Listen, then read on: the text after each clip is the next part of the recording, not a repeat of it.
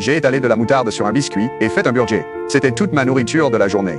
Puis j'ai remarqué des restes de nourriture sur la table. Juste au moment où je m'apprêtais à m'approcher, une femme est soudainement apparue. « Excusez-moi, mon ami. » Elle a repoussé le chariot à sa place et récupéré la consigne. En voyant cela, j'ai pensé à une façon de gagner de l'argent. J'ai trouvé 3 chariots à l'aéroport. Après les avoir ramenés, les machines ont effectivement rendu 3 pièces chacune. J'ai utilisé cet argent pour acheter un hamburger. C'était mon premier repas satisfaisant depuis que je suis coincé à l'aéroport.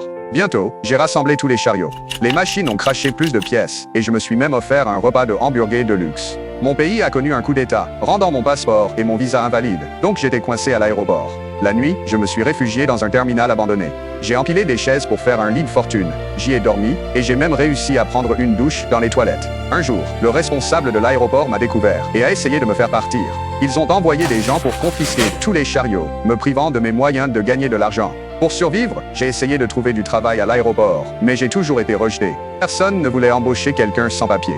Soudain, j'ai remarqué un mur rugueux. J'ai passé toute une nuit à le décorer. En voyant ce chef-d'œuvre, l'entrepreneur était ravi. Il m'a embauché sur le champ. C'est ainsi que j'ai décroché un bon travail. Mais un jour, le désastre a frappé.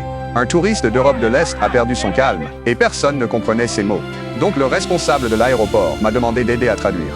Il s'est avéré que ces médicaments étaient pour la maladie de son père, mais sans les autorisations appropriées, il ne pouvait pas les sortir du pays.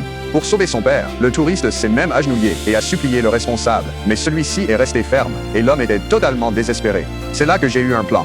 J'ai dit au personnel que c'était des médicaments vétérinaires exempts d'inspection. Ainsi, le père du touriste a été sauvé. 9 mois plus tard, j'ai enfin reçu de bonnes nouvelles. Mon pays avait mis fin à la guerre. J'étais enfin libre. Tout le monde m'a applaudi. Alors que je partais, la sécurité de l'aéroport a drapé un manteau sur mes épaules. La porte vers un nouveau monde s'est ouverte. J'ai enfin quitté l'aéroport, respirant l'air de la liberté.